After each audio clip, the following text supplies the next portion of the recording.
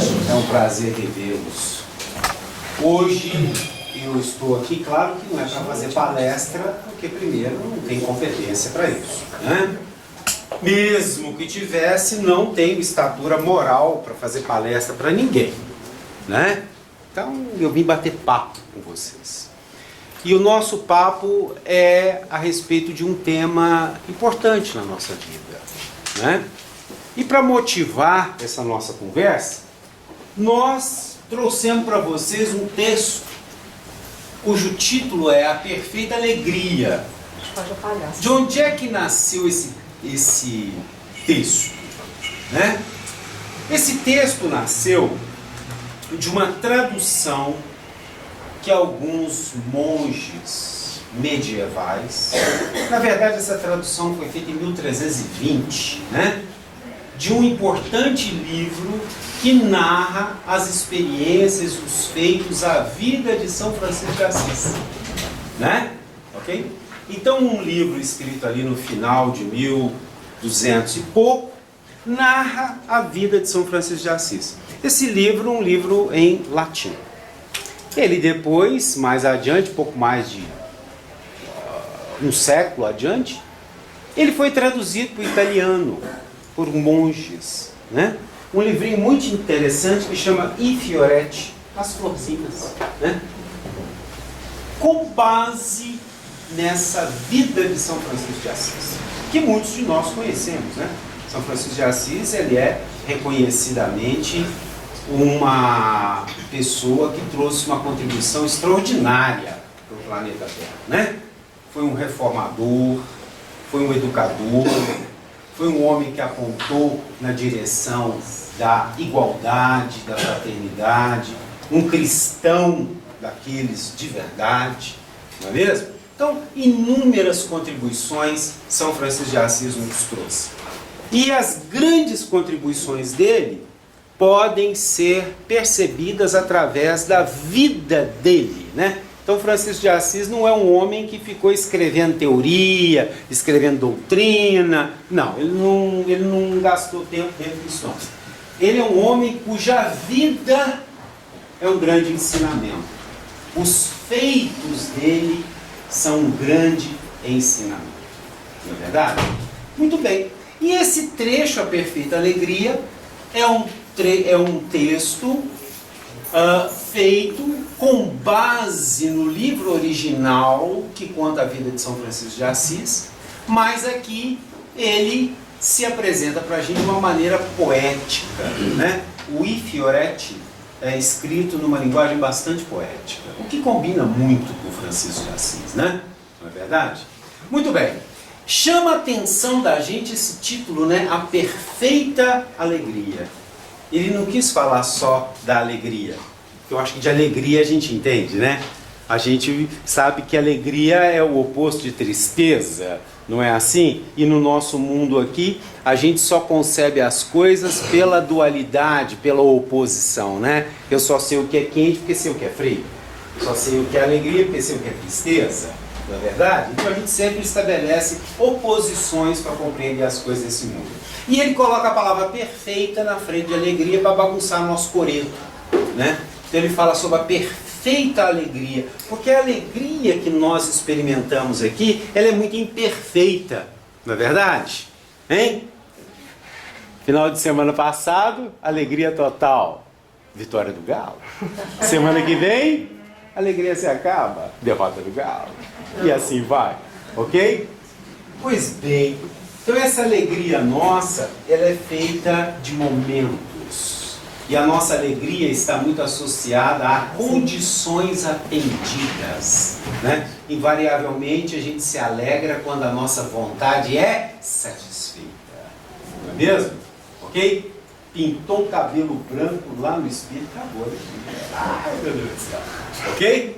Qualquer coisa nos chateia, qualquer coisa nos contraria, qualquer coisa nos aborrece, por muito pouco perdemos a paz. Não é assim? Não é dessa alegria que ele está falando, ele está falando da perfeita alegria. Uma alegria duradoura, incondicional, imperturbável, que não depende de nada, que brota de dentro da gente muito mais como uma maneira de ser do que como resultado de circunstâncias exteriores, né? Vocês poderiam perguntar para mim, Giovanni, como é que você está hoje? Eu posso dar dois tipos de resposta. Uma é, como eu estou reagindo ao que me aconteceu hoje? Isso é uma resposta. Invariavelmente, quando a gente pergunta para as pessoas, como é que você está hoje? Ela fala, muito bem. Ganhei um dinheiro.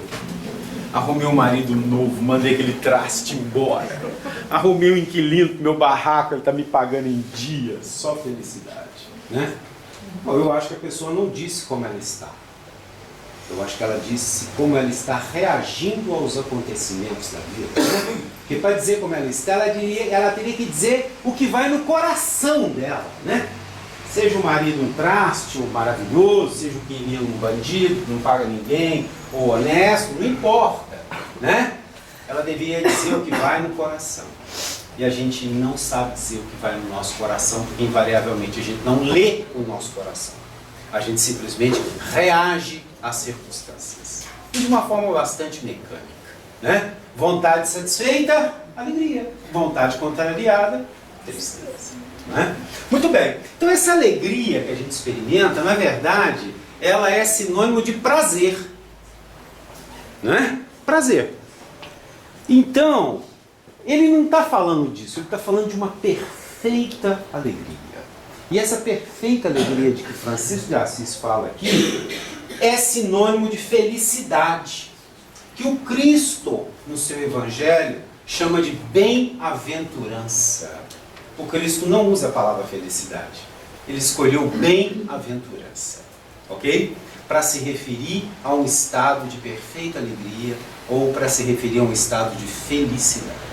O problema é que a palavra felicidade ela é muito mal compreendida porque nós, não sabendo o que é uma coisa, costumamos pegar uma outra que a gente sabe o que é para poder emprestar o significado. A gente diz assim, bom, então tá, então alegria, prazer é uma coisa que passa. Então felicidade deve ser um prazer que não passa. Ok? Galo ganha todo, não perde para mais ninguém nunca mais. Será que felicidade é isso? Não.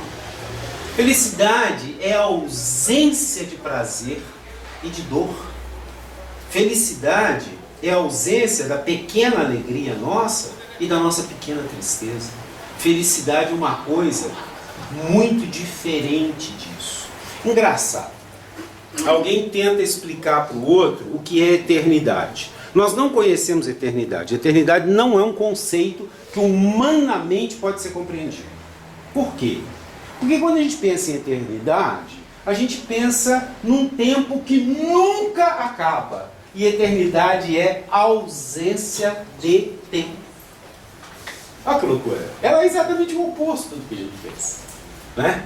A gente tenta explicar infinito para o ser humano. Conceito também que o ser humano não consegue compreender infinito. Porque ele vai pensar que o infinito é algo que se estende indefinidamente, ok? Por um espaço que nunca acaba, e o infinito é a ausência do espaço. Né? A felicidade é a ausência de prazer e de dor. Porque a felicidade não está ligada a como você reage exteriormente aos fatos que acontecem na sua vida, mas ela diz respeito a onde você bota o seu coração. Ok? E Francisco de Assis é um baita professor de felicidade. Podemos usar o termo felicidade, podemos usar o termo perfeita alegria, podemos usar o termo bem-aventurança do Cristo, tudo isso aí é sinônimo, tudo isso são palavras que querem dizer a mesma coisa. Não é? E esse texto aqui é uma tentativa de nos fazer compreender a perfeita alegria. Então, se vocês me permitem, eu vou ler o texto, embora ele esteja aqui projetado com todas as letras, mas é que o pessoal lá do fundo não deve estar enxergando uma letra tão petitinha assim. Ok? Eu que estou aqui perto não estou enxergando, né? Mas aqui nós temos um recurso tecnológico aqui, ó, que pode aumentar o tamanho dessa letra, entendeu? mas aí descontrola, né? Não, mas é melhor você ler. É melhor ler esse negócio, não? Aumenta só um pouquinho para ver se não sai da tela. Tá bom, não vou mexer não, senão vai dar bagunça. Então vamos embora. Caía a tarde de inverno impiedoso e Francisco e Leão sobre a neve caminham. Leão aqui é o Frei Leão, companheiro de São Francisco, né? Então o inverno rigoroso, o inverno italiano, é da pesada, principalmente na região onde ele viveu, montanhosa, né? Com neve. Então a nossa história começa assim. Cai a tarde de inverno impiedoso e Francisco e Leão sobre a neve caminham. Vão voltando a Santa Maria dos Arcos, com fome e com frio, ao final de outro dia. Frei Leão vai na frente, ligeiro. Frei Francisco o chama e lhe diz: Frei Leão, toma nota se queres saber o que é a perfeita alegria. Olha que coisa interessante, né? Então, São Francisco vira para Frei Leão e fala: escuta, toma nota aí se você quiser saber o que é a perfeita alegria, né? Muito bem. E continua. Se nós tivermos a graça de Deus de pregar o Evangelho e a cruz, e por obras e exemplos pudermos levar a Jesus, e convertermos os homens à fé, até mesmo os de mau coração, Frei Leão, isto ainda não é a perfeita alegria. Olha que coisa interessante. Ele falou, olha, Frei Leão, se a gente tivesse o poder de pregar o Evangelho e levar as pessoas à fé, à conversão e tocar o coração até daquelas pessoas mais duras, se a gente tivesse esse poder e fizesse isso, isso ainda não é a perfeita alegria. Imagine, Leão, que Deus nos tenha dado a graça de a todos curar, dom de cura, de fazer ver os cegos e aos coxos andar, surdos ouvir e mudos falar, e que até os demônios fugissem ao comando do nosso olhar, e que os mortos nós ressuscitássemos. Isso não é a perfeita alegria. Olha que coisa louca.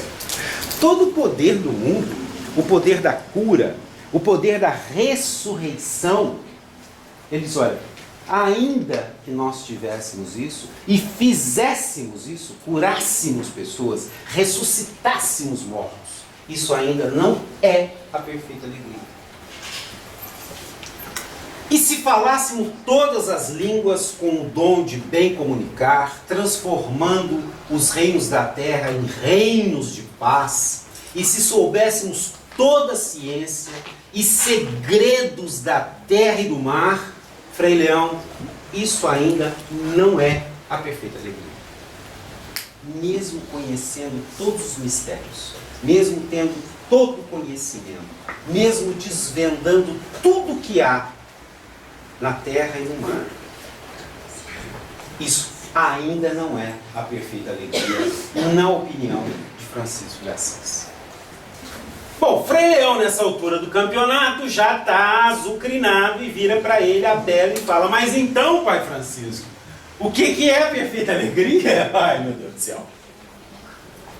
Cura o povo, ressuscita morto, sabe tudo, domina todas as ciências, tem o poder da conversão, isso ainda não é a perfeita alegria? O que falta? Tem todo o poder imaginável nas mãos e ainda não é a perfeita alegria? Não.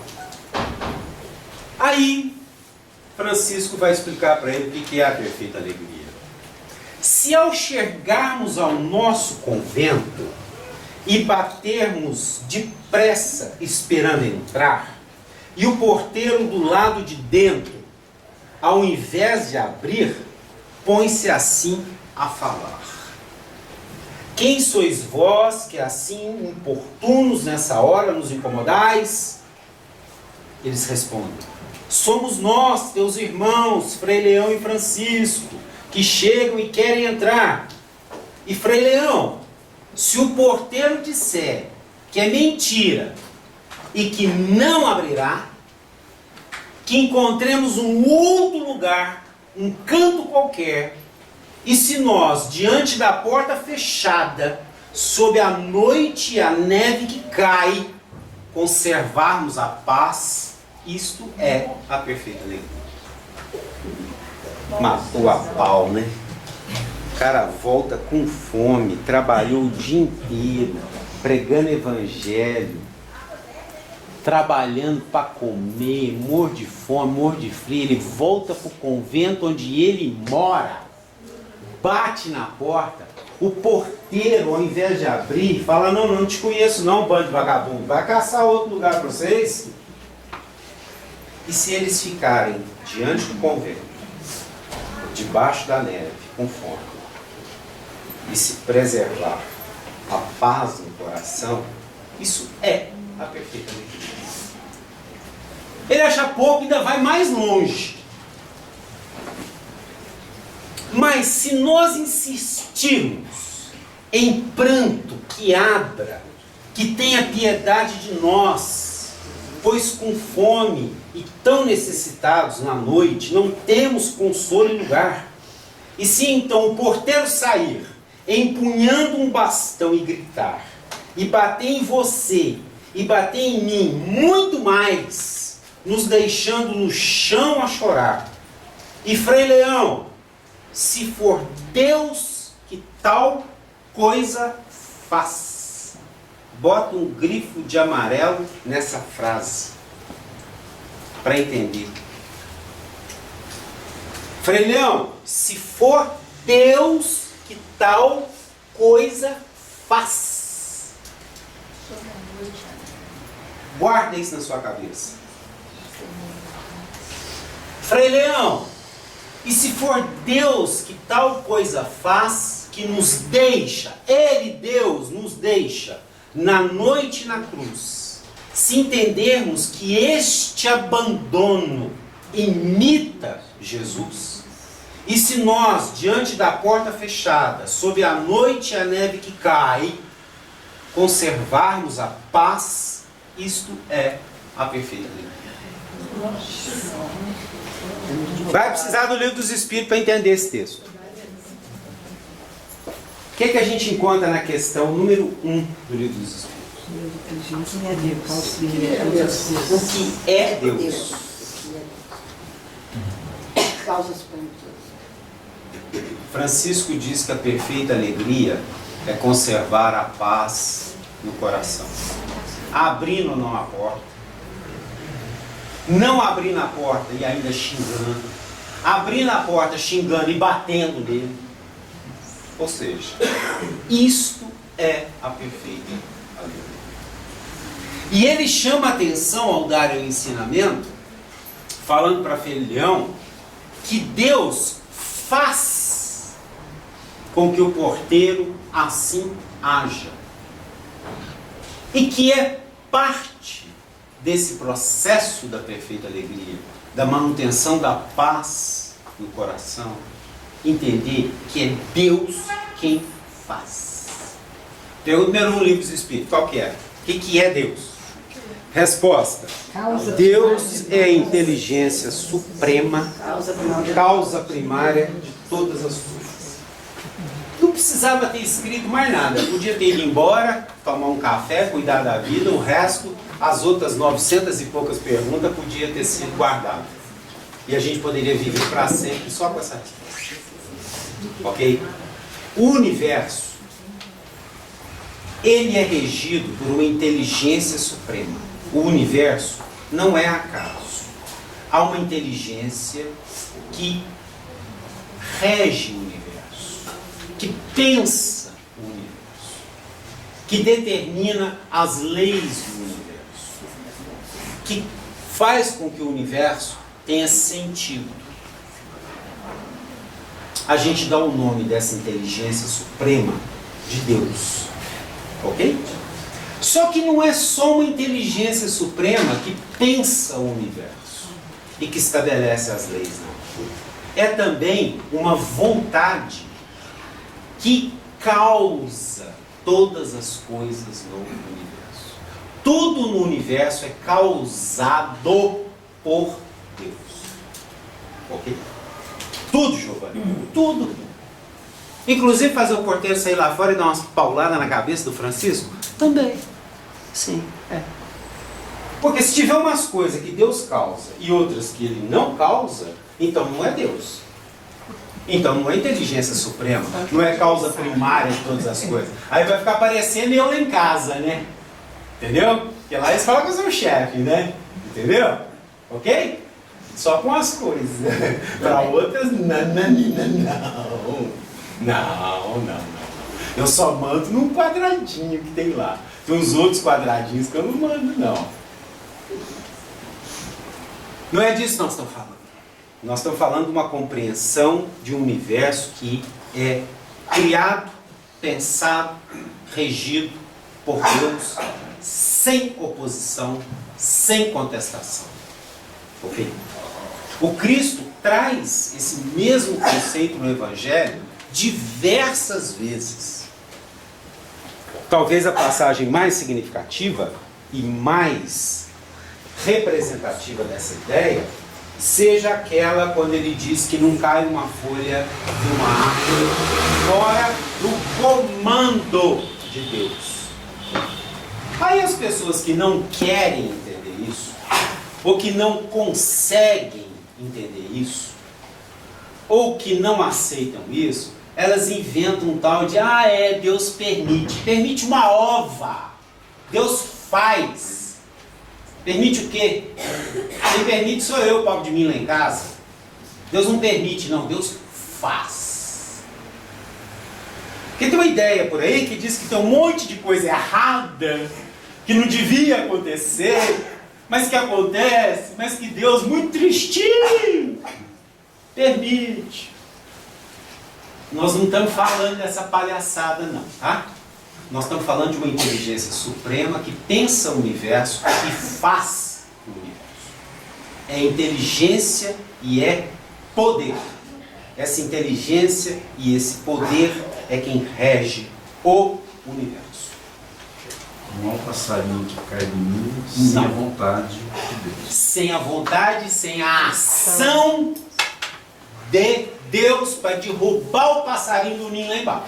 E o Cristo toma o exemplo de um passarinho. Ele pega de um passarinho. Não é fofinho, Exato. né? O simples fato da pessoa acordar um dia de manhã e pensar assim, meu Deus, eu vivo num universo que é regido pelo pensamento e pela vontade de Deus, isso já é motivo para felicidade total, não é não? Hein? Isso não é a perfeita alegria? Porque acabou a ansiedade, acabou o medo, não é? Acabou a injustiça, acabou o erro, não é? Não acabou? Não é verdade? Pensar que a minha vida, pensar que enquanto eu estou andando na rua, o que me acontece não está definido pela vontade do outro, mas está regido pelo pensamento e pela vontade de Deus. Agora, tem que entender o pensamento e a vontade de Deus. Né? Ok? Eu acho que agora nós podemos apagar o projetor. Na verdade, não é pensamento nem vontade, é determinação. É a determinação. É isso aí. Nós podemos apagar agora o projetor? Podemos, deixa eu só descobrir aonde que é. Não é verdade? Então essa primeira pergunta, ela é fundamental e eu acho engraçado o seguinte, quando a gente lê um livro, a gente tem que ler o livro de uma forma sequencial, estabelecendo uma coerência com todos os elementos que vão sendo apresentados no livro, não é assim?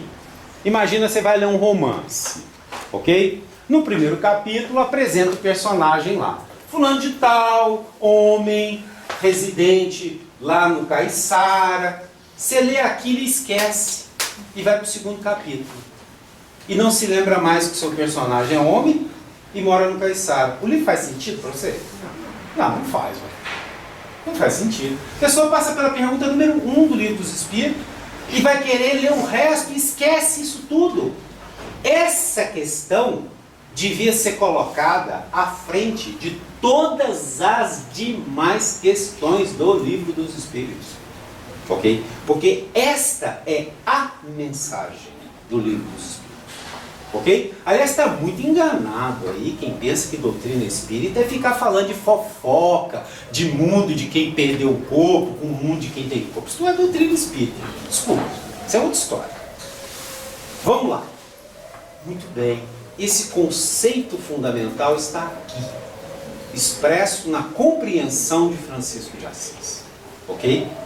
Mas a gente não pode, não. A gente precisa andar mais um pouquinho. Tem uma perguntinha lá para frente, 115.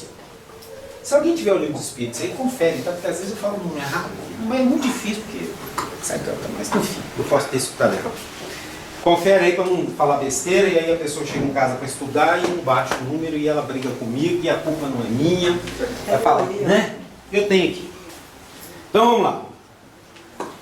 Vamos lá. 115, né? Vamos lá. Ok? Pergunta importante também. Vamos conversar um pouquinho sobre a 115. Afinal de contas, não veio cá bater papo. 115. A pergunta 115, ela nos fala sobre a criação de Deus. Ok? E ela nos diz que essa criação de Deus é algo que tem um fim.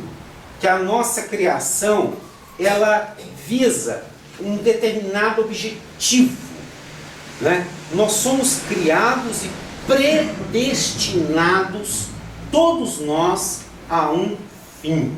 Que fim é esse? Está escrito aqui com todas as letras. A felicidade. E a questão 115, ela estabelece uma equação de igualdade entre perfeição e felicidade. Muito se ouve falar em evolução, não é? Evoluir para quê? Hein? Evoluir para quê? Alguém aqui quer evoluir?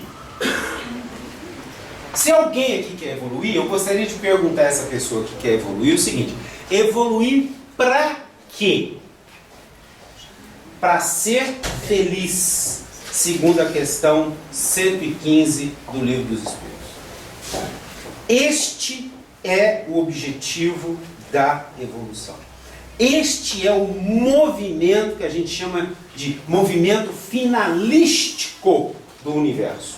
O universo quer e vai, cedo ou tarde, nos levar à felicidade.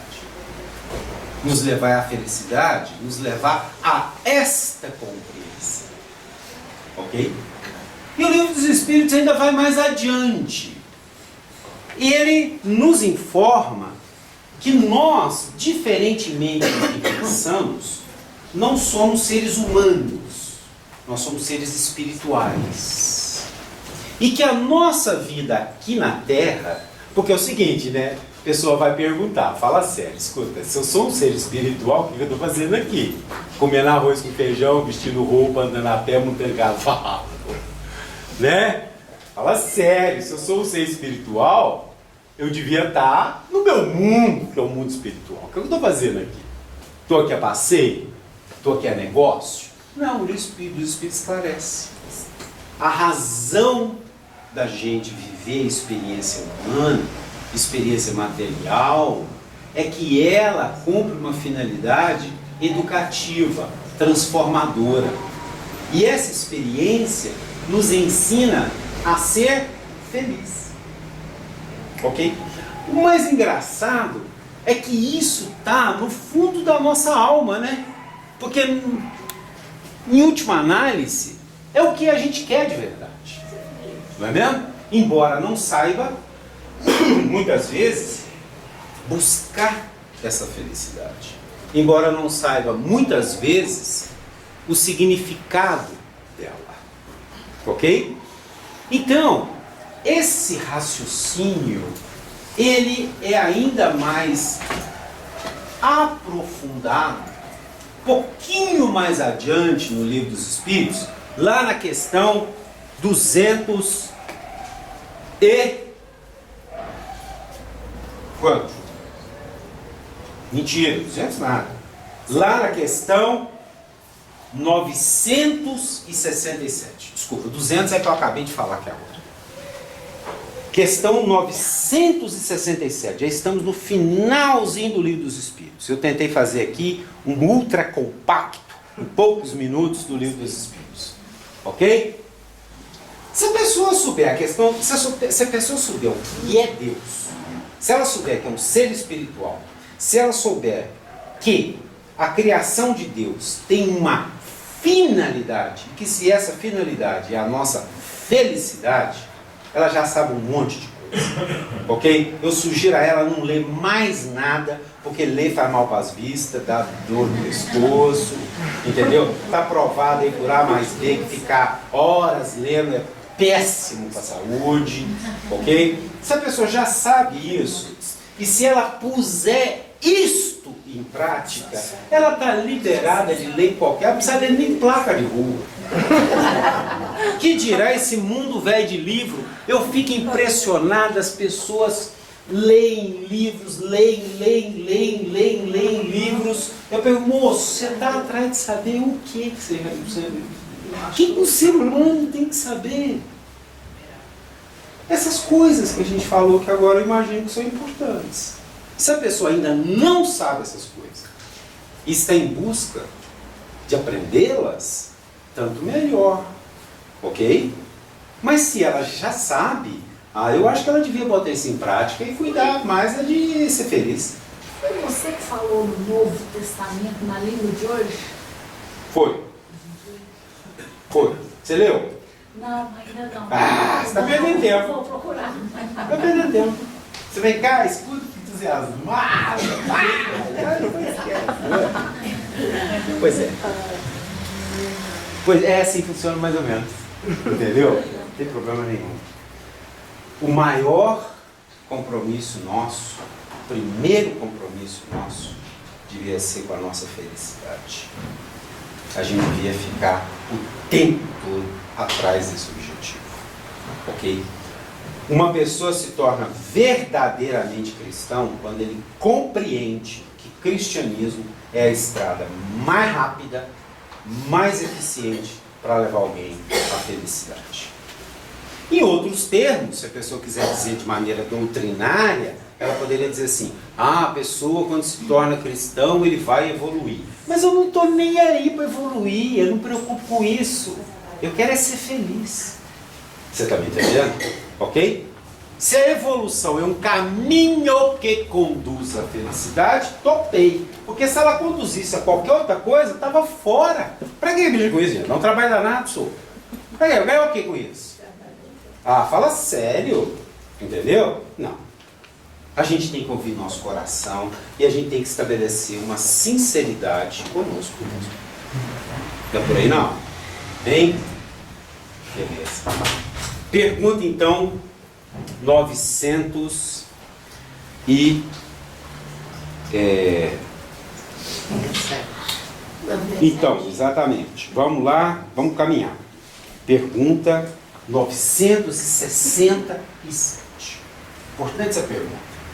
Em que consiste a felicidade dos espíritos que se elevaram?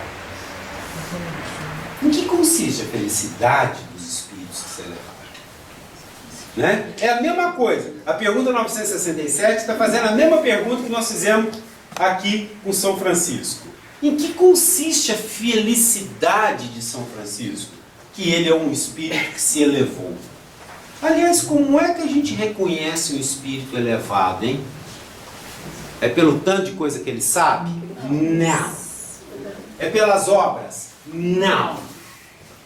É pelos títulos? Não. É pela capacidade de ser feliz. Assim a gente reconhece um espírito elevado. É pela capacidade de ser feliz. Então quer dizer que quanto mais infeliz é a pessoa... Pois é sim. Verdade. Também. A equação é essa. Quer dizer que aquelas coisinhas mínimas que acontecem, que eu dou um piti, fico louco, é isso aí, neném. É isso aí. É bom indicador. Se você quiser saber como é que anda a sua temperatura, É só você começar a contar quantos episódios de contrariedade você tem num dia. Entendeu? Ok? Tá tendo mais de uma contrariedade a cada 20 anos? Tá tendo? Cuidado! Você tá na beirada. Você tá lá embaixo, neném. Você tá na rabeira. Ok? Não é verdade? Alguém aqui sofreu uma contrariedade hoje? Será que tem alguém aqui? Uma hoje? Pois é. Isso, se você soubesse o custo que isso tem para você existencialmente falando, tá? Né? Não é verdade? Pessoa vai lá e coloca o copo virado de boca para baixo. O neguinho tem um infarto. Eu já falei que o copo tem que ser com a boca para cima e acabou o dia. Meu Deus, a pessoa renunciar à possibilidade de ascender a um plano superior de vida porque ela não aguenta ver o nego botar o copo com a boca para baixo. Nós somos assim. É. É. E a toalha molhada assim na cama então? Isso nem vou falar. Isso nem vou falar. Porque essa é demais, né? Aí só para São Francisco, né? Ok? Tudo bem. Então, gente, nós temos que sair desse livro, dessa teoria, dessa conversa para boi dormir, que não acaba, e começar a entender que evolução nos diz respeito intimamente. Ok? Negócio de religião, isso é uma coisa chata. Meu Deus do céu, nós temos que ter algo vivo que fala um significado na nossa vida. Ok? Essa historinha lá de, ai meu Deus, minhas virtudes, não sei o quê. Cara, esquece. Isso não vai levar ninguém a nada. Ok? Se não é no coração que o negócio está acontecendo, não adianta você sair aí lavando defunto, dando comida para os outros, fazendo sopa, fazendo roupa. Isso aí, cara, isso não vai levar a nada. Ok? Beleza? Cansado de ser feliz. Bom, então vamos à pergunta 967. Ela pergunta para nós: em que consiste a felicidade dos espíritos elevados? Desses espíritos que estão à nossa frente, que já caminharam muito mais que nós, que já avançaram mais que a gente. Né? Está falando aqui de São Francisco, né? Que é o exemplo nosso de hoje. Resposta: em conhecerem todas as coisas, em não sentirem ódio, nem ciúme, nem inveja, nem ambição, nem qualquer das paixões que ocasionam a desgraça dos homens. O amor que os une lhes é fonte de suprema felicidade. Não experimentam as necessidades nem os sofrimentos, nem as angústias da vida material. São felizes pelo bem que fazem. Contudo, a felicidade dos espíritos é proporcional à elevação de cada um. Olha que coisa interessante. Somente os puros espíritos gozam, exato, da felicidade suprema, mas nem todos os outros são infelizes. Entre os espíritos ainda a caminho e os perfeitos, há uma infinidade de graus em que os gozos são relativos ao estado moral. Os que já estão bastante adiantados compreendem a aventura dos que os precedem e aspiram a alcançá-la. Então observe uma coisa interessante. Essa resposta diz que esta felicidade está baseada na superação das nossas paixões. Não é verdade? Porque uma pessoa, em um determinado momento, ela vai ter que tomar uma decisão, né? Ou ela vai querer ser feliz, ou ela vai querer ter razão, né? Ok? O que é mais importante para você? Ser feliz ou ter razão? Então você vai ter que doar a razão. E o que é doar a razão? Reconhecer que o outro tem o direito de ser, agir, pensar e falar o que ele bem entender. Inclusive, mal de você. Ok? Né?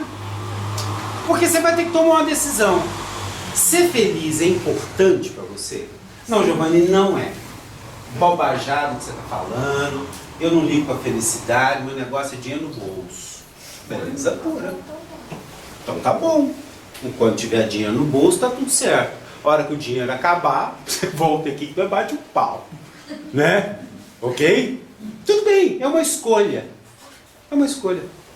Ok? Você quer ser feliz ou você quer impor sua vontade aos outros? Não, eu quero ser feliz. Ah, bom, então você vai aceitar os outros como eles são. Ok? Vai aceitar. Exatamente como eles são. Porque você vai reconhecer que o outro tem o direito de ser como ele é. Inclusive bandido armado que dá um tiro na sua cabeça. É isso aí. Sim. Também. Ok? E o que te dá essa tranquilidade? O que te dá essa tranquilidade? É que você leu só uma pergunta do Livro dos Espíritos. Você não teve tempo de ler todas as 1000. Você leu uma pergunta só. Lá falou que o universo é regido por uma inteligência suprema e que é a causa primária de todas as coisas. Então, na verdade, quem deu esse tiro na sua cabeça não foi o cara. Foi Deus. Ok? Se você ler um pouquinho mais, você descobriu que esse tiro foi dado porque ele faz parte de um processo de educação e de transformação que é a vida na Terra. Tem um propósito por trás de você ter tomado aquele tiro na cabeça. E que o propósito é te levar à felicidade. Ok? E se você ler um pouquinho mais, você descobriu que esse propósito se realiza de maneira progressiva. Então, neném, você vai parar no sinal e seja o que Deus quiser. Entendeu? Por quê? Porque essa é a sua percepção da vida. Essa é a sua compreensão do universo. É dessa maneira que você se coloca na vida. Ah, eu não quero isso não, eu quero ter controle. Vou mandar blindar meu carro. Tem grana para blindar o carro? Se não tem? Ah, então o neguinho vai furar a sua porta. Ainda mais essas portinhas aí. Carrinho fininho, dá um tirinho, atravessa a porta e mata lá dentro. Já era. Como é que você vai fazer? Ah, então eu não vou sair de casa. Ué, o neguinho está na sua casa. Entendeu? Então como é que é? Você vai querer ter controle? É em controle que você acredita? Porque também a pessoa vai ter que tomar uma decisão. Deus é aquilo ao qual a gente se entrega em confiança, não é? O que é Deus? Uma coisa a qual eu me entrego em confiança. Se eu tiver muito dinheiro, eu estou tranquilas. Porque com dinheiro eu vou comprar hospital bacana, com as enfermeiras bonitas, vou tomar conta de mim, os médicos bons, vão tratar de mim, remédio bom. Então, Deus, para mim, é o dinheiro. É a Ele que eu me entrego em confiança. Ok? Bacana? A pessoa vai ter que fazer uma escolha. Aqui que você se entrega com confiança. Mas isso aqui não é para responder para mim, nem é para ficar com papo de religião. Isso aqui é uma coisa para você levar no seu coração e no silêncio e na solidão responder para você mesmo. Que é a única pessoa que interessa saber sua resposta. Ok? Tá certo? Ok? Isso não é um negócio para a gente fazer uma teoria. Mesmo porque é uma canseira esse negócio de teoria. Tá certo? Isso é uma escolha que a pessoa vai fazer. Mas e como é que essa coisa funciona? Essa coisa funciona, como tudo no universo, com base no princípio da semente. O que é o princípio da semente? bota uma sementinha petitinha desse tamanhozinho assim, ó, na terra, vai jogando uns pinguinhos d'água, menino vira uma árvore de um tamanho. Ok? Então nós precisamos todos os dias renovar isso em nós, em cada situação. 99% das vezes vai dar pau, vai dar errado, tá? Ok? Beleza, tá combinado. Mas aqui não é a escola? Não é para isso que nós viemos para cá? Não é esse o objetivo de estar aqui? Então nós temos que praticar. Nós temos que ter confiança nessa prática, né? Eu gosto de contar muito para vocês de um vizinho meu, sensacional, tadinho. Eu não nem sabia que eu conto isso. Jamais alguém pode descobrir quem ele é. Eu não me perdoaria.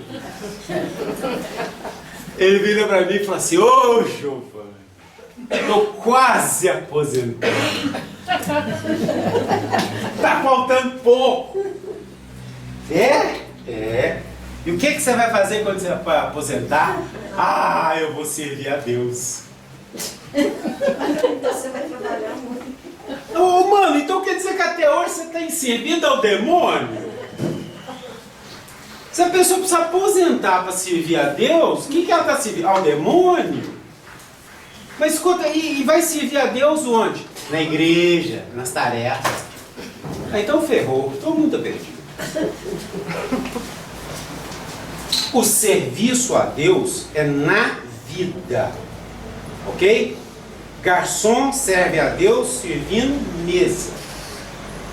Analista de sistema serve a Deus fazendo programa de computador.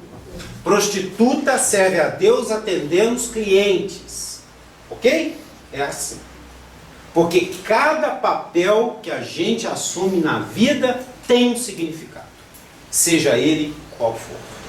E todos eles estão ligados a um objetivo universal. E o lugar para a gente servir a Deus é o lugar onde a gente está. Beleza? Então, se essa conversa faz sentido para nós aqui, ela deve fazer sentido para nós também no botequim da esquina. Ela deve fazer sentido para nós também na nossa casa. Ela deve fazer sentido para nós também em todos os lugares onde a gente estiver.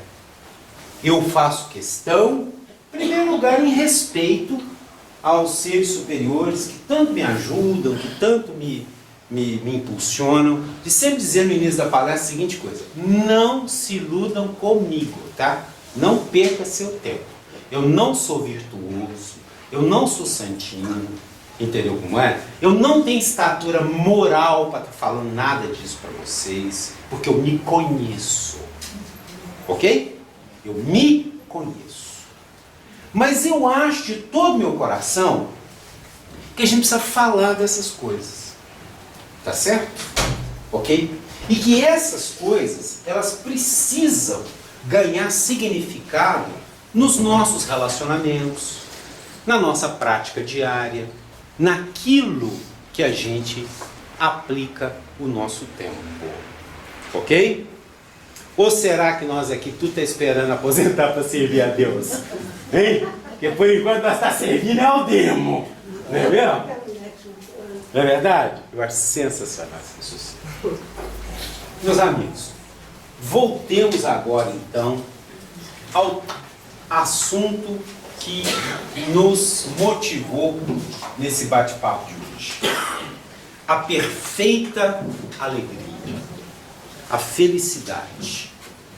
Olha, a gente está conversando aqui, nós estamos falando sobre o significado da vida, a gente está falando sobre o sabor que as coisas têm, a gente está falando sobre a maneira como nós nos relacionamos com as pessoas. E tudo isso está muito bem sintetizado nesse texto. E agora, depois talvez de um pouquinho dessa conversa que nós tivemos aqui, a gente seja capaz de entender o que o Francisco de Assis quis dizer quando ele falou assim: e se nós compreendermos, entendermos que Deus o faz agir assim. Né? Será que quando as pessoas fazem as coisas que elas fazem, principalmente aquelas que você acha errado, principalmente aquelas que você acha que te prejudica, principalmente aquelas que você acha que elas não deveriam fazer, será que passa pela sua cabeça que aquela pessoa, assim como você, é um ser espiritual vivendo uma experiência educativa, transformadora, chamada encarnação? Ou você soca o pé na porta? Hein? Eu soco o pé na porta. Soco o pé na porta. Só no dia que eu vou no centro é que eu lembro que o cara é o espírito. Entendeu? Ok? Né? Pois é, ele é assim. Ele é assim. Ok? Assim como a gente é também. O Cristo é para nós na Terra um símbolo de transformação, de revolução, de ruptura com esse padrão com o qual a gente vem há tanto tempo vivendo e acreditando em todas essas coisas como verdade. Ok? E ele é um anunciador disso. Eu gosto muito de um pensamento de um filósofo italiano chamado Pietro Baldi, que colocou esse pensamento dele num dos seus principais livros, que chama A Grande Síntese. Não precisa ler não, tá? É comprido, é complicado, entendeu? Vai dar uma canseira louca no céu. Não precisa ler isso não. Mas se tiver interesse, esse livro ele tem uma parte muito importante em que o Baldi expressa lá um pensamento que depois, mais adiante, ele vai documentar em outras obras. O pensamento diz assim: risca da sua cabeça as palavras injusto e inútil e compreenda que tudo é proporcional à elevação dos seres. Claro que com um português muito mais bonito que o meu, eu fiz uma simplificação, né? Ok? O original está escrito: riscai de vossos dicionários as palavras injusto e inútil e compreendei que tudo é proporcional à elevação dos seres. E é. E é. Agora que coisa interessante, né? Quando a gente era criança e que escrevia com lápis, a gente precisava desse artifício para poder apagar os nossos erros e reescrevê-los. Hoje que somos adultos e que usamos caneta, a gente critica as crianças por usarem o lápis? Não. A gente sabe que elas são crianças. Não é assim? Mas essa não é a nossa visão espiritual. Não é não. A gente não conhece a pessoa espiritualmente. A gente não sabe em que estágio ela se encontra. Dá para saber grau de evolução de uma pessoa? Dá para ter uma pista pela capacidade de ser feliz. Mas será que a gente consegue penetrar na capacidade de ser feliz de alguém? Porque se vocês forem falar para mim que demonstração de evolução é conhecimento, eu vou dar uns nomezinhos, uns caboclos aqui para vocês, que eu vou falar uma coisa, hein?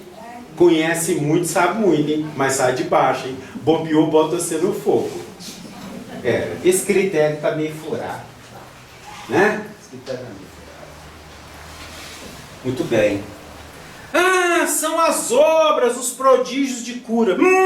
Vou nem comentar. Aí então é que não deve mesmo tocar nesse assunto. Não, gente, não tem não. Não tem sinal exterior de evolução. Ok? Não, não há. Bobagem, não se iluda. Ok? Mas há os sinais interiores da evolução. E os sinais interiores estão na capacidade de ser feliz. E a capacidade de ser feliz, ela implica na compreensão da regência do universo por uma inteligência suprema, na compreensão, na entrega à vontade e à ação dessa inteligência. Ela implica na compreensão do significado da vida da gente na Terra e, sobretudo, no entendimento de que o outro também é um ser espiritual. Não é só a gente, não. Ok? Porque é um perigo a pessoa ir no centro e aprender que é um ser espiritual. Que ela pode sair daqui pensando assim, eu sou um ser espiritual. O resto é tudo uma capetada. Uma diabrada só. Que eu sou um ser espiritual. Mas o resto, uns diabos. Nem há o besteira. Não, não é disso que eu estou falando. Não é disso que eu estou falando. Não é. Não é. Essa compreensão é válida para todos nós. Muito bem. Francisco de Assis, na sua trajetória, na sua vida, que sumiu o telefone, está aqui, beleza, que bom. A Fernanda vem cá só que não deixou o telefone. Francisco de Assis, na sua trajetória, na sua vida, ele enfrentou muitas situações bastante desafiadoras. Você sabe muito bem que o cristianismo, ele tem uma história na Terra, claro, proporcional à elevação dos seres na Terra. Ok? Tudo não é proporcional à elevação dos seres na Terra. Aqui na Terra não são seres aprendendo a caminho, então natural que as coisas sejam proporcionais aos seres em evolução a caminho. Não é isso? Muito bem. Então, assim, muito rapidamente, em poucas palavras, que eu não pretendo cansar vocês, Francisco de Assis, ele nasceu numa família que tinha posses, né? Ele poderia usufruir de uma boa educação, ele poderia casar com uma moça daquelas bonitas, bacana, um bom casamento, mas não, ele desde novo, ele trazia no coração dele um ideal rebelde, um ideal transformador, um ideal de realização. E foi através de muitas experiências é que ele pôde se encontrar, descobrir verdadeiramente a sua vocação e passar a agir naquela época, no meio onde ele vivia, como um grande transformador. Olha, a igreja, na época de São Francisco de Assis, ela era essencialmente uma instituição de poder. Era essencialmente uma instituição voltada para o controle da propriedade. Não é mesmo? Essencialmente voltada para os processos políticos. E Francisco de Assis volta a discutir dentro desse meio o significado do cristianismo e passa a viver uma vida e exemplificar com a vida dele os ideais de obediência, de castidade, ok? Que se tornaram depois, e de pobreza, é claro, né? Obediência, castidade e pobreza. Que se tornaram depois os fundamentos da ordem franciscana na Terra. E quando a pessoa fala, e quando a pessoa escuta, principalmente nós, deste mundo, deste século, em obediência, castidade e pobreza, neguinho tem vontade de ir embora. Fala, gente, o rapaz está vindo tão bem. Vai bem. Agora, ele podia ter parado lá atrás. Ele tinha que vir com essa ideia. Sai dessa de vida. obediência. O que é isso? Castidade pirou, pobreza, ficou louco. Mas olha, Francisco não está falando de pobreza material. Não está falando de castidade material. Não está falando de obediência material. Ele está falando de uma atitude do ser que, se compreendendo o espiritual, é casto, é pobre em relação à materialidade e é obediente em relação à sua natureza espiritual. Ok? É isso. O difícil é que, para muitas pessoas, falar da nossa natureza espiritual, a pessoa pensa, bom, lá vem ele mandando a gente acender vela, rezar Pai Nosso, botar lenço na cabeça. Não é nada disso. Não é nada disso. Quando a gente fala em dimensão espiritual, a gente está falando de uma dimensão do ser. Durante muito tempo, e isso fez parte da nossa juventude, da nossa infância, essas ideias chegavam até nós através das religiões. Ok?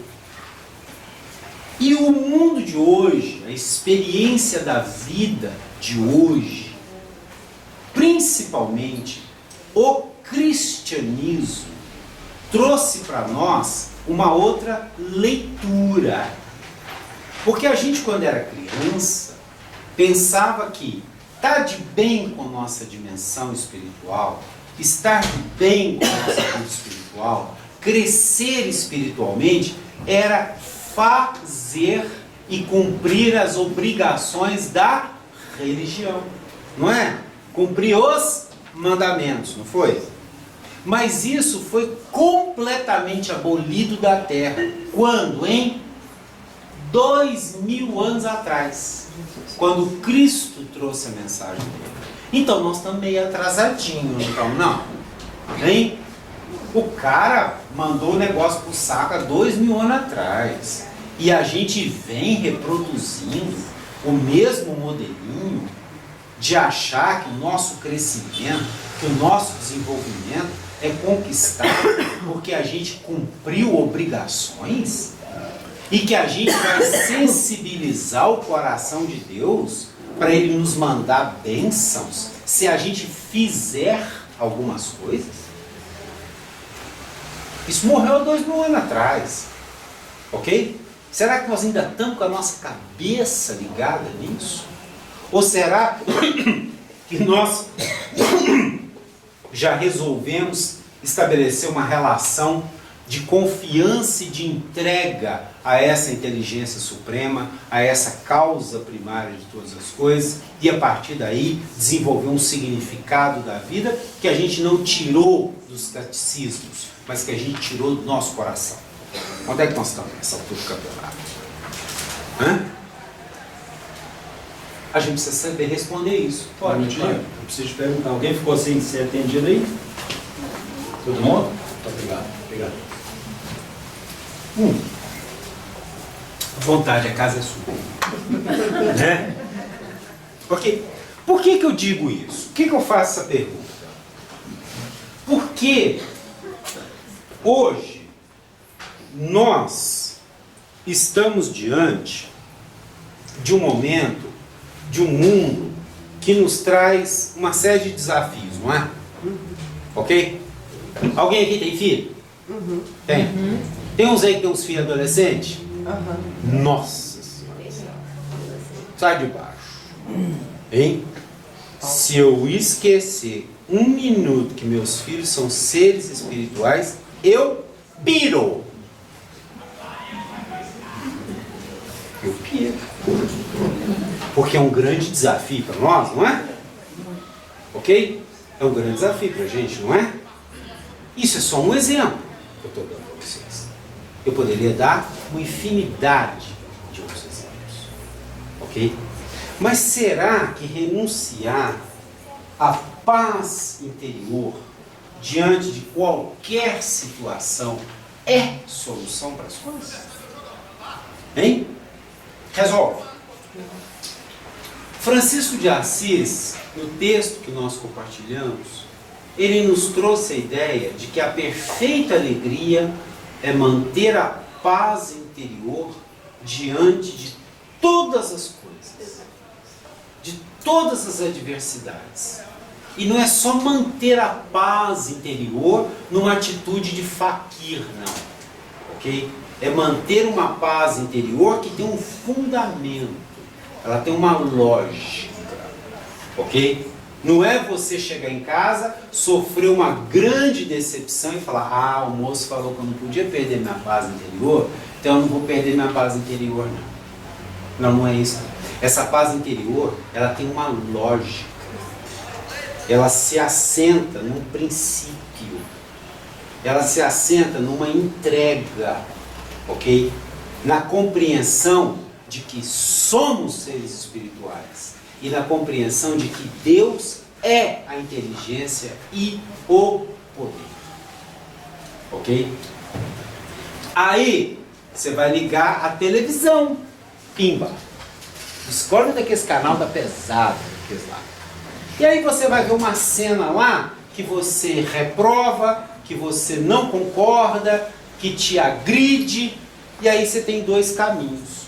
Ou você preserva a paz interior e diz o seguinte: olha, tudo é proporcional à elevação dos seres.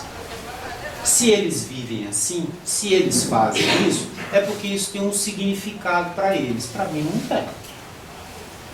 Então, você cata o controle remoto e troca de canal. Não é verdade? Ok?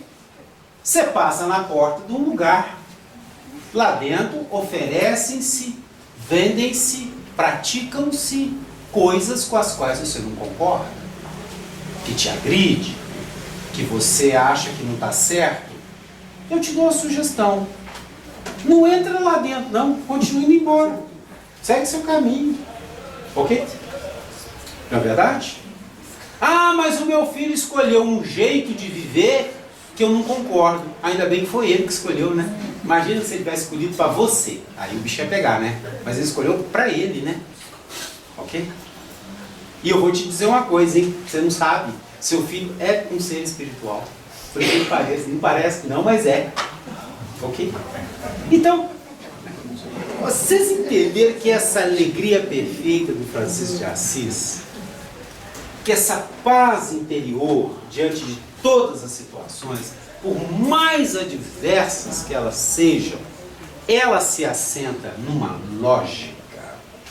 Ela não é uma atitude de alienação, ela não é uma atitude lunática. Não, ela é consciente, ela é fruto de que algo foi compreendido, de que foi entendido, de que foi penetrado em sua essência. E nós precisamos pensar nisso, entendeu?